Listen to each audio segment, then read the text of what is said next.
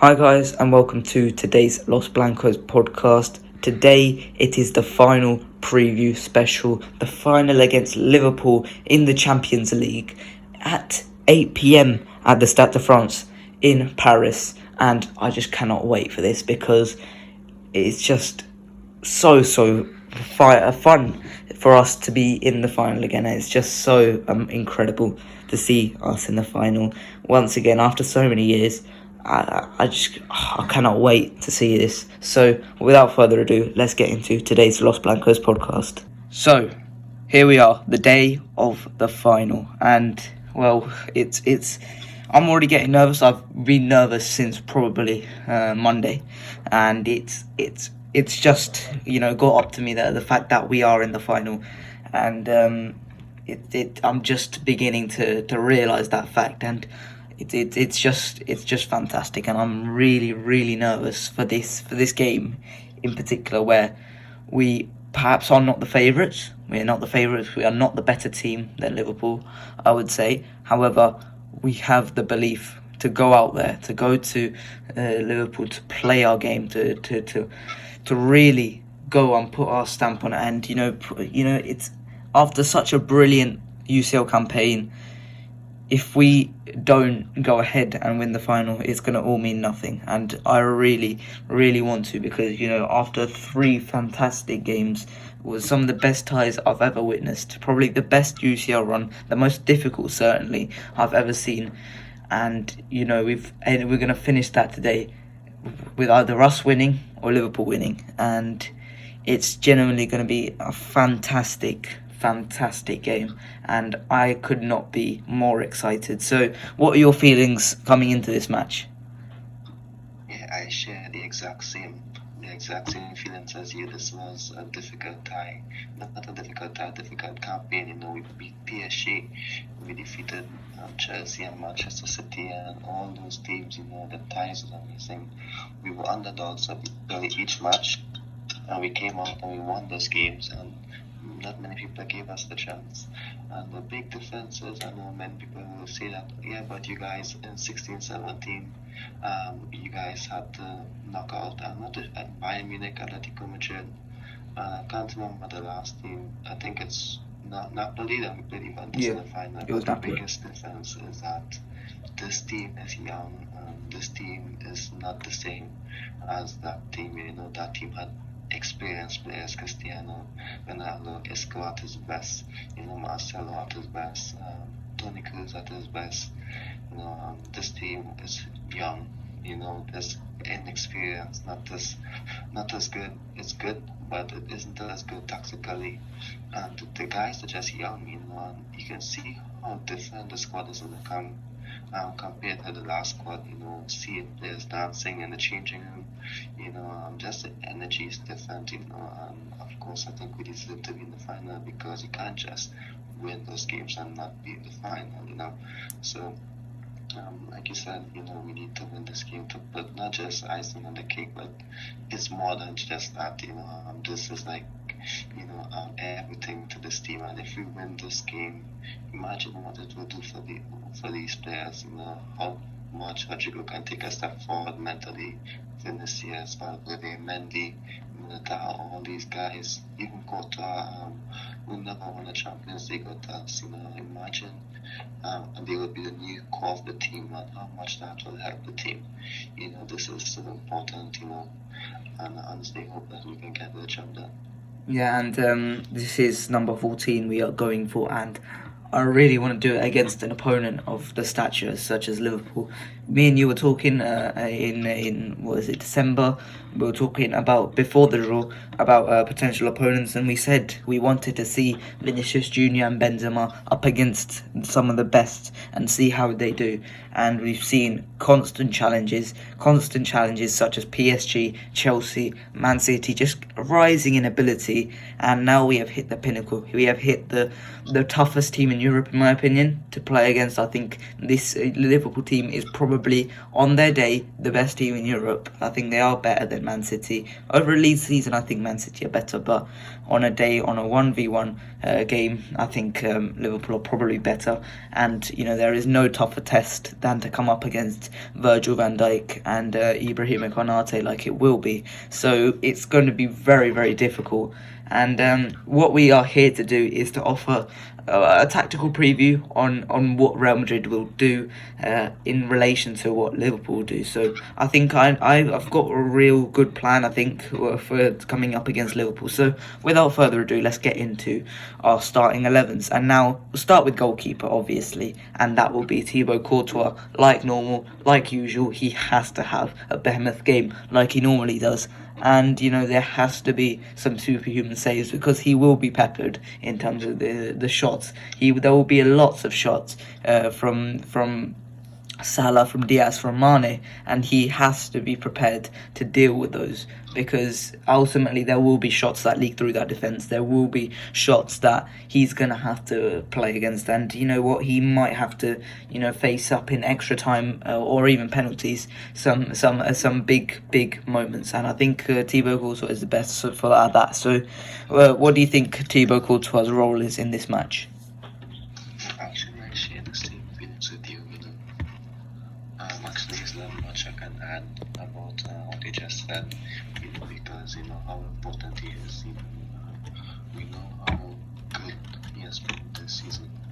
We know how much important saves he has made, not just in the Champions League, but in La Liga as well. I would think that, I think each team will have a goalkeeper that's spent, in my opinion, like in 2016, 17.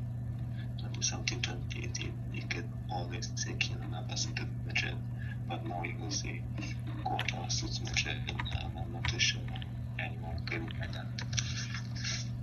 Yeah, so let's do this lineup as a whole, because I don't think it's as easy as saying this player matches up to this player matches up to this player, because I think Liverpool do much more than that. So we're gonna do the each. We're just gonna quickly do each, and then we're gonna talk about it as a whole, individuals, what they have to do. So right back, Carvajal, no surprises there, I believe. Yeah, definitely. Yeah, centre. We know that the lineup is going to be action.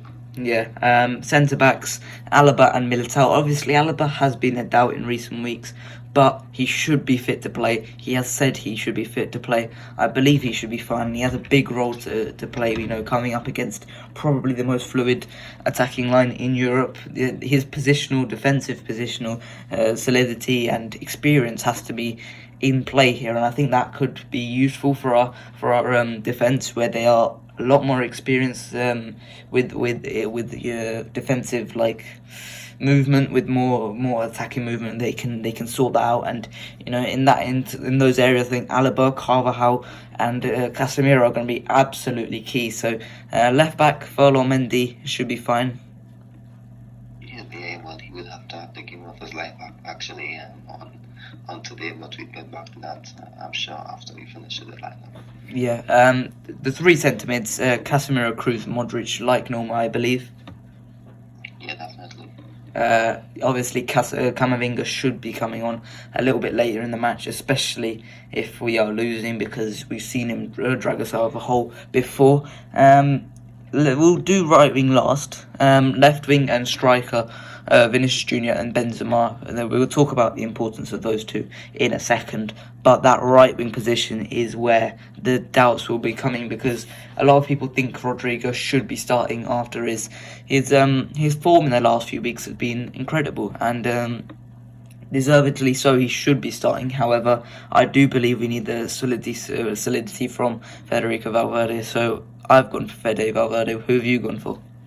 Yeah, I've gone for Valverde as well. There's no doubt that Chicote deserves to start. That is more of the situation where we need Valverde, for the first half, and we need Chico for the second half in that position. Yeah. So, without further ado, let's talk about the tactics. Now, we'll start with Fede Valverde, and for me, I think this should be a bit like a 5-back.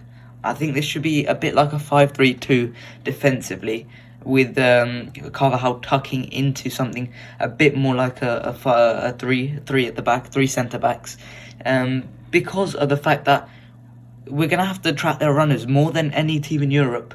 We're going to have to track their fullbacks all the way from their left wing, from their left back position and the right back position. Trent Alexander-Arnold and Robertson are both fantastic fullbacks with brilliant deliveries. We're going to have to watch them because you give them time and space, they will pick out a pass that not many footballers can see, and they are the best in the business at doing that.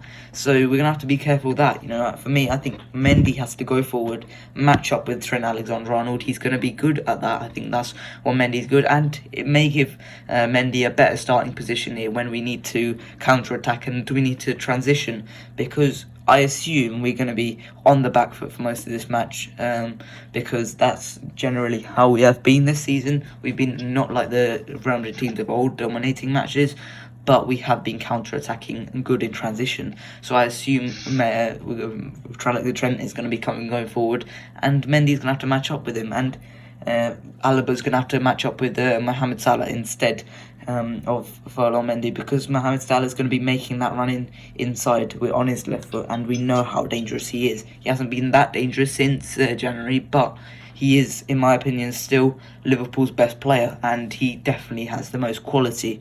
So we're going to have to watch Mo Salah, and Fede Valverde is going to have to track Robertson. These are the two players with the biggest engines on the pitch. I think this is a fantastic matchup. I think it's like for like. I think it works both ways. It's just fantastic to see the two fantastic players in Fede Valverde and Robertson. So for me, that's what I think we should be doing to deal with the fullbacks. What do you think we should do for the fullbacks? I didn't really see it like that, but that's actually a good suggestion, with Valverde jumping a bit deeper. However, I actually think that while I think that's a good idea, that's actually something that we should definitely try in the future as well. I definitely think that we might be a bit more on the front foot for this game, and although it's not maybe the best of ideas, to go after Liverpool and press them and try and win the ball, have the pitch, because they are dangerous, just like Manchester City was.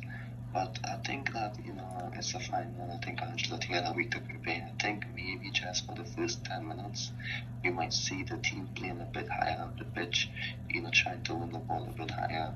But however, I think that maybe like the 15th minute, the team will start to, drop a bit to conserve the energy, to ensure that the team has the best chance of continuing the game and winning the match in the second half. However, like you said, but Liverpool are dangerous. Guys like Salah, they can make something happen out of nothing. Luis Diaz is getting better.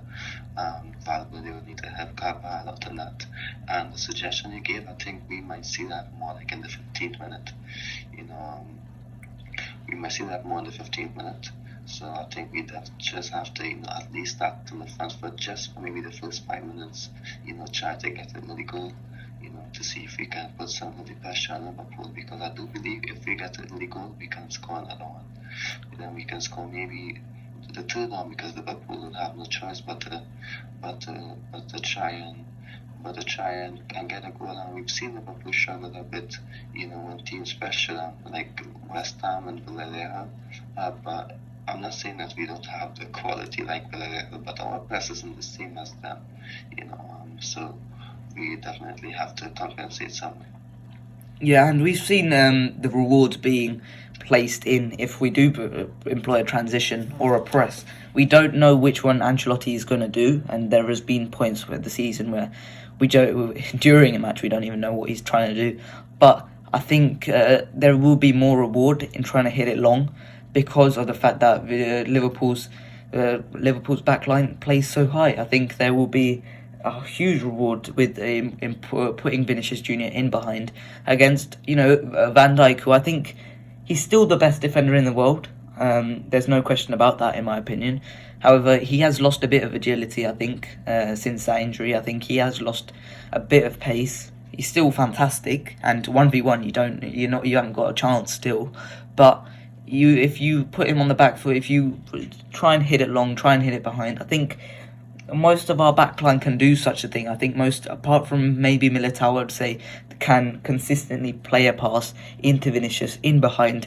And I think that's what we should be looking for. We did that last season against Liverpool in the 3-1 victory at the Di Stefano. And I think we did that to perfection, constantly getting Vinicius Jr. in behind, and it worked. It worked like a dream, and I think we should do something similar. We will be pressed heavily. I think in that Toni Kroos and Modric have to have big games, as well as Casemiro. I thought last time, and we'll talk about that in a second. We'll talk about that, but how important do you think the transition will have to be in this game? Yeah, I think it will be a bit more difficult to see because I think last Liverpool's backline was, I think Nat Phillips. I can't remember the other center. Kabak. I think it's Nat Phillips and Kabak, yes. And so I think Vinicius should have more space, to get in behind the channels, this time with Van Dijk and Konate. So it's definitely going to be a bit more difficult because Van Dijk is better in terms of positioning and Konate is quick enough to keep up with Vinicius. However, what that means is that if Konate goes across to help Trent in those defensive areas, Modric can definitely move forward and make a forward into that space. And Benzema can just cater to those movements, and adjust, So I think that's where it's not just Vinicius has to, get past Alexander Arnold. Alexander Arnold is going to have help. There's no way Klopp is going to allow, what happened to Arnold last year without trying to have any sort of compensation. What we need to do is take advantage of when those players shift, to help out Trent Alexander-Arnold. We need those players to take advantage because, yes, they're going to have a better scheme this year, and they're the moments when Vinicius would have a tough week. However, we need to have those individual moments where just that one chance, that one chance we need that can just change this game. Just one chance alone, that we need just to get it right. And when we get that chance right, it's going to open up so many opportunities. Yeah, and we've got to get past that press. So without further ado, let's talk about that press.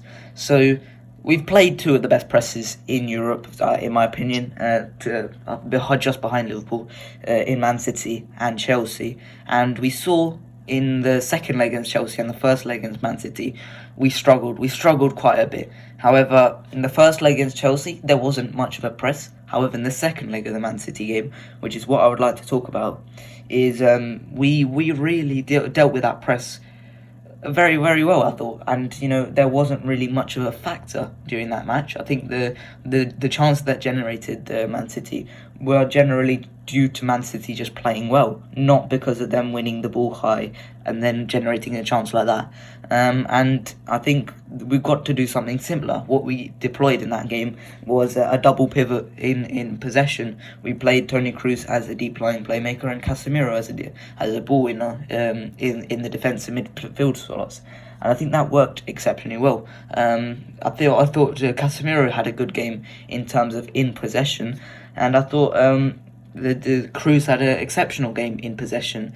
Obviously, defensively, it was a different question for Toni Kroos, but I thought in possession he was very, very good. And we saw last season as well, he did the same thing. Zidane did the same thing. He let Casemiro go forward and used Toni Kroos as the main pivot in possession, and it worked. Toni Kroos launched a fantastic ball in behind to Vinicius Jr., and that worked. Obviously, we're playing against better defenders this time, but something similar has to be deployed. I think we've got a better midfield. This is not a situation where we've played some of the best midfields in the world in Manchester City, in Chelsea, and even in PSG. We've played some of the best midfields. This is not a midfield. It's good midfield. Fabinho's world class. Henderson's good at things of his own, and Thiago's world class. But this is not a team. This is not a midfield which I say, oh no, we've got to face that midfield who are going to dominate possession. I think this is quite evenly matched in the fact that I think both teams have their weaknesses, and I think honestly, I think this does work fantastically. I think that you've got a bit of a workhorse midfield in Liverpool with Fabinho and Henderson, and you've got 3 fantastic midfielders in for Real Madrid, and I think this could be very, very good. But in terms of Liverpool, I do see them pressing heavily 2 players in particular, and that would be Militao and Mendy, and we've got to watch them out because they will be the trigger points. To be totally honest, I think they will be the ones that Klopp and his staff have identified as the weak points in Real Madrid's ball player, playing out from the back, and I do worry for Mendy and Militao. And if Mendy does struggle a bit, I do think maybe Marcelo has to come on a little bit later on in the match. So, what are your thoughts on the press, and how do we deal with the press? Well, yeah, of course, that's obviously a big issue when you have, of course, Militao, Mendy, and Casemiro in the team. Sometimes maybe you can compensate for it when there's 1 or even 2. But obviously, the 3 is going to be a bit more difficult. The good news is that Alaba will be back. We need him, especially in the build-up, and making those plays in midfield to Toni Kroos. Of course, I looked at the game against Atletico Madrid, and I know that, of course, it's a nothing game against Atletico. However, we did put Toni Kroos under a lot of pressure in that game. And I hope that not just Toni Kroos, but Modric, can definitely jump a bit deep, and try to consistently be in the press. I remember in the past it would be Kroos and Modric jumping so deep, where of course Casemiro would be like the attacking midfielder. I don't think we have the to do that this time, because it's not like we have attackers and Ronaldo, Benzema, Bale, and Ronaldo, Benzema, Isco, all these guys up top. It's Vinicius, Benzema, and Valverde. So of course it's not the same attackers where you can have Casemiro be higher up. So we need Casemiro to be good on the ball. We need Toni Kroos to be the main guy in terms of bringing the ball from the back along the Alaba. Because we can't rely on Modric jumping deep as much as before, because I think Modric is a guy who's playing a bit higher up, agility to connect the midfield to the attack. We needed someone to do that. Previously, I always gave it for an attacking midfielder. I always wanted an attacking midfielder on the team, and because I assume Modric could have been either one jumping deep and driving the ball forward, but he's more of an attacking midfielder this season for us, which is good. We needed that. That's why I think we have been playing better since the first PSG game. But we need Toni Kroos to jump deep, dominate the game. We need Casemiro as well to be better on the ball. Mendy, Militao, and there's not much you can change at this time. Just simple tactical tweaks. And the good news is we have Alaba back. I don't think Militao is that bad on the ball in terms of long passes, but in terms of short passes, that's where you get a bit of chaos. So we will definitely need Militao. Carvajal is good on the ball as well. Even Lucas is good on the ball. But I don't think Marcelo is the guy to come on. I think it should be Lucas and shift Carvajal to left back. He's so good in possession, and keeping the ball. And of course, I think we would need Carvajal more than we would need Marcelo. Because, of course, I personally think it's suicide to have Marcelo on that pitch in this day and age, in my opinion. Yeah, so let's move on, and we're going to talk about the importance of the 2 star men, the 2 main men up front for Real Madrid, and that's going to be Vinicius Jr. and Karim Benzema. And these 2 are going to have unprecedented importance in this match, because we're going to need goals. And there's going to be, I think there's an era of inevitability in the fact that I do think that Liverpool will score during this match.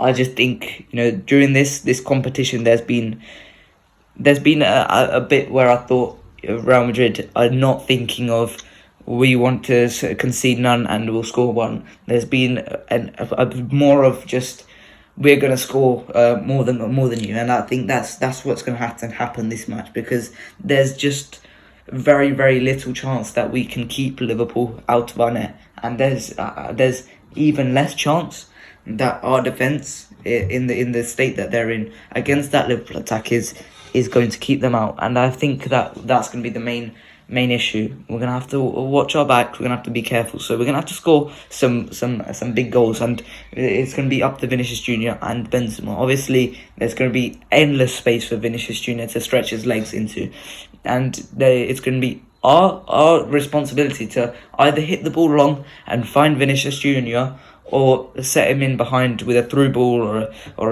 try and get him released like he did against Fernandinho. Because largely, I don't buy the narrative that Trent Alexander-Arnold is bad at defending. It's just often that he's not there because of his positioning further forward, and I think that's the main thing. So, we're going to have to... There's going to be points where it's just him versus either Konate or Matip. I would assume it's going to be Konate because that's been him all season during the Champions League. So it's going to be majoritarily, I think, that Vinicius Junior is going to have a lot of space to run into. And obviously, Karim Benzema, this is the toughest opponent he's going to face in terms of central defender in the world, by far, in Virgil van Dijk. And we're going to have to be careful with Virgil van Dijk because he is incredible. He is incredible, and I don't care if he's had a bit of a dip in form from before. You've got to expect that. He's only human, and he's still a fantastic defender. So this is going to be very, very important, that matchup, and obviously the Vinicius Junior versus Trent matchup. So what do you think Vinny and Benzema can have on this game?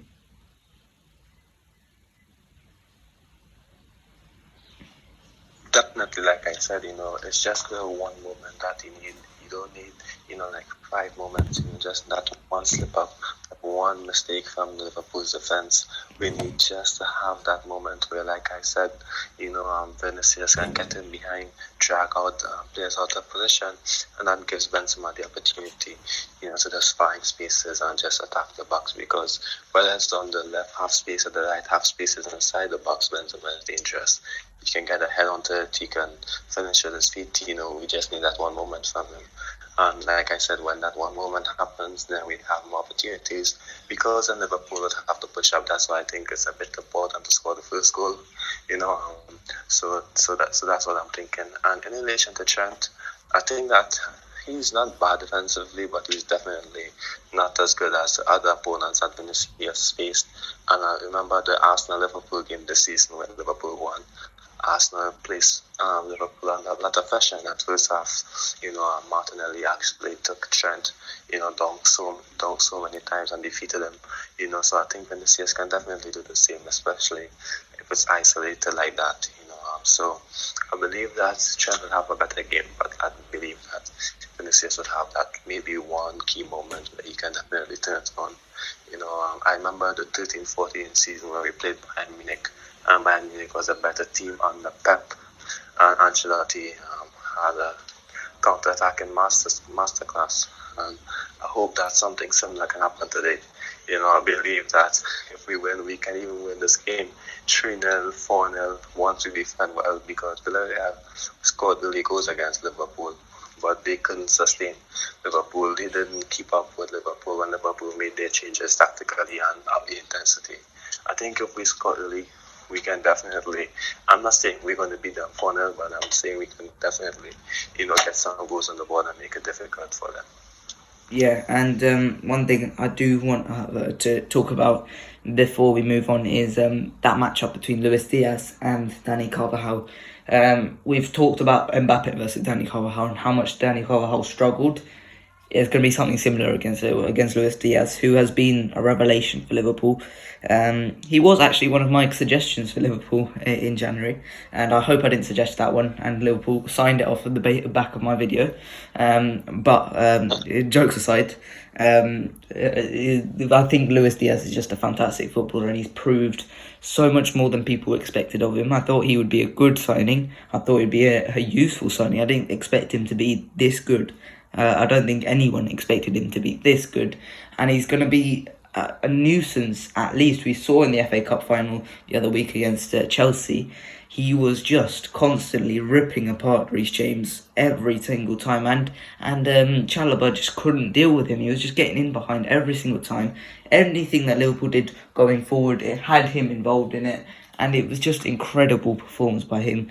And to see him up against Dani Carvajal, that could be a mismatch. And I think Danny Carvajal has to give him an extra yard of space, because there is just no chance Danny Carvajal matches him for pace. There's no chance Danny Carvajal can really. He just has to make sure he doesn't commit to him. Make sure he doesn't give away anything. Any fouls. He just needs to make sure that he just does not foul Luis Diaz in the box. Do something silly. He needs to make sure that Luis Diaz has a quiet game, and come up against someone like Jota, who is maybe better in terms of movement, but is probably a lot easier to deal with. And I think that would be a benefit him a lot more. So that would be a big problem. So what do you think on the Luis Diaz versus Danny Carvajal situation? It's definitely not much I can add after you just made your case. That's simply what Danny Carvajal has to do. However, I would add that that's why we need Fede Valverde, the importance of Valverde. I think it's more for, going after Robertson, but however, in terms of doubling up on Luis Diaz when he's in those dangerous positions would definitely help Carvajal. We also need more bodies to cover those half spaces, as well. So I think Liverpool, what they do well is that they make their movement allow space for their wingers and their forwards, especially the wingers. So that's why we need Fede Valverde just to help cover those spaces, when Liverpool try to open up those spaces. And my final point, not my final point, but one of my main points I would say is that when you play Liverpool, of course they're dangerous. However, I believe that we have players to combat their strengths. Like I said, Valverde can help Carvajal in terms of Diaz. Mendy can take care of Salah as well as Alaba, because Vinicius, he does a great job defensively as well. And Casemiro can cover those spaces. I think Militao is quick enough. He needs to be a bit more smarter defensively in terms of the spaces he leaves in behind sometimes. But in terms of his natural abilities, physical abilities, he can cover Mane through the middle, so... And Alaba is good at positioning as well. Liverpool's attack isn't that tall, however, they are good in the air as well. However, if we can keep those spaces at bay, we can do well.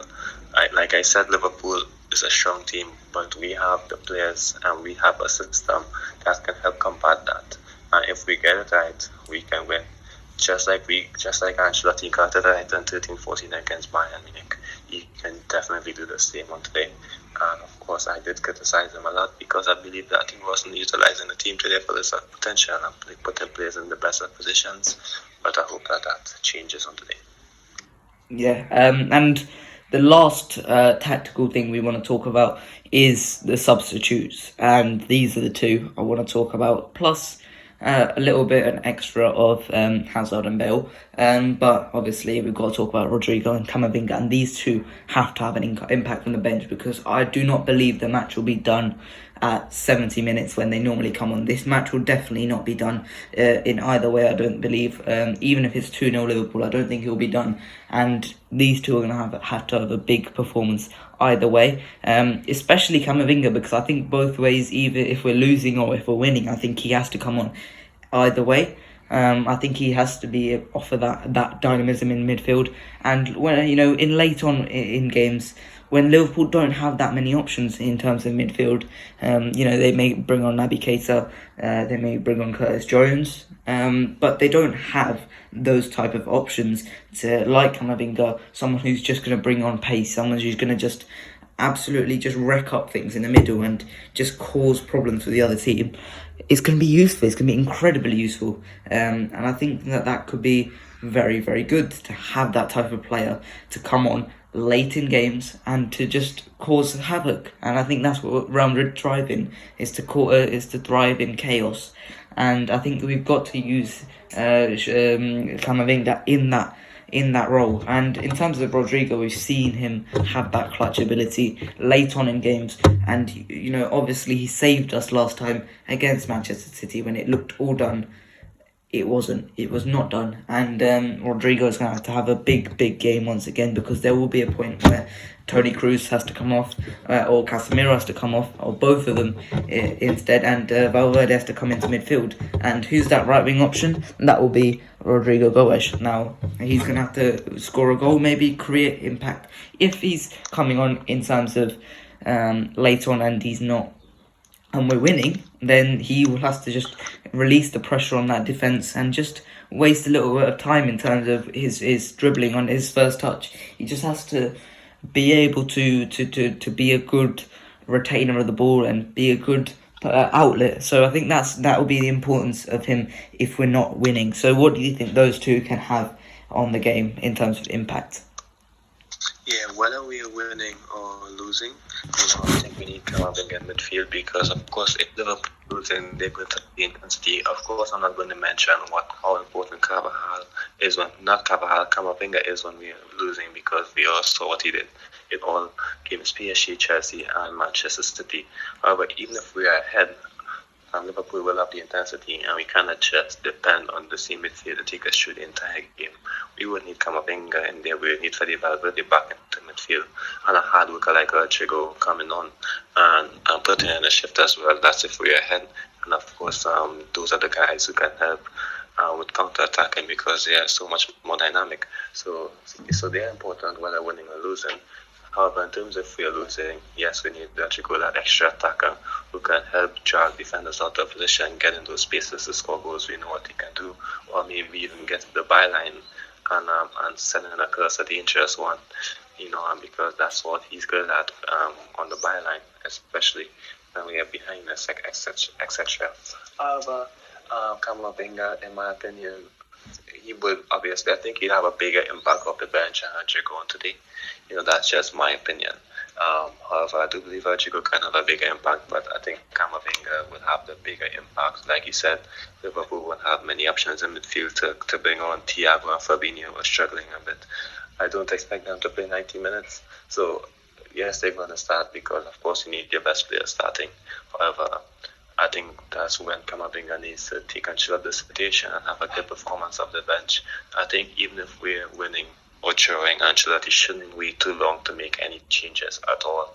I think that's a mistake we made against PSG, and in all honesty, he did improve that, so that's good. However, we need to make the decisions to make the game better, even if we're having a good game, but we need that extra bit. He shouldn't just say, we're having a good game, let's just keep the players on. He needs to be a bit more assertive in his decision making, which he did and which he has been doing, so that's a positive. But I think he's been doing that a lot because, of course, he needed to. However, there's a difference when you need to and you want to make the game better, and I think that's when Camavinga is important, maybe 60 minutes, and that's when he has time to get into the game, then of course then turn it up for the final 20, 15 minutes. Yeah, I totally agree. So, obviously we'll talk about Hazard and Bale. I mean, Hazard could have a good impact on this game if he is to come off the bench, or if Vinicius is struggling up against Matip or Konate. So obviously that could be useful. We've seen him have the performance before. We pointed out that performance against Liverpool in the Carabao Cup a couple of years ago. And I think he could have a good impact. But obviously, I want to talk about that fairy tale. It would just be amazing if Bale was to come on and score the winner or something like that. Something along those lines would just be beyond surreal. I think to finish his Real Madrid career like that after the criticism he's been getting this season would just be incredible. So that's for me. That's the only thing I would like to say on those two. Would you like to say anything before we finish? Before we wrap up the podcast? But I would just like to say, Hazard would be important. I think he'll be the third person off the bench in terms of midfield and attack, in my opinion. And I'll tell you why. Because, of course, yes, we changed 4-4-2 sometimes in the last game against Manchester City. And we will need those talents to overload the left side. And Hazard would be important because Madrid, something they like doing since the Zidane days, is overloading the left side. And I think if Hazard can be that guy to do what is cool, did and help overload the left side, it's going to create so many chances. So that's why I would say Hazard, because it's the tactical aspect of the game. Of course, you say Ceballos deserves to come on, Asensio deserves to come on, but in terms of tactically, I would prefer Hazard on the pitch over the other guys, and that's my opinion. But however, you can turn it around anyway, and like you said, I think Bale will only play if something happens to Benzema, because I don't think Ancelotti will be able to play in those important wing positions, because trust me, those wing positions are so important, especially against Liverpool, and especially throughout our journey to the final. So if Bale plays, it's going to be through the middle, and that's why if we're chasing the game and we need a goal, like desperately need a goal in the last 5 minutes, last 2 minutes. But I think he would be like maybe the last option off the bench, in terms of maybe the fifth option, Yeah, I agree. And obviously, it would be amazing if Bale came off and scored, and I think that would be the way to end his Real Madrid career. I think it would just be suited to how his career has gone. Obviously, we've had our problems with him, but we want to. I personally want to see him do well. I'm sure you do. I'm sure most Madristas do, apart from the ones that absolutely hate him. But yeah, that is it for this preview. Obviously, the final is today at 8 o'clock at the Stade de France, and it's just a fantastic occasion, and everyone wants to see Real Madrid. Every Madrista wants to see Real Madrid do well here, and this is probably the biggest game in the club's history since, I would say, the Milan final in 2016 against Atleti, where we won on penalties. I would say that this is probably the biggest game since then, because of the fact that this is probably the first time we've seen us play so well in such a long time. To see us finally recover after Cristiano's departure, I think this is so important to the club, and we have to go for the number 14, and it's going to be a fantastic game. I am sure of it. So I just can't wait for that final. I'm sure everyone does. But that is it for today's podcast. I hope you guys enjoyed. Please like and subscribe, and I'll see you guys later. Bye bye.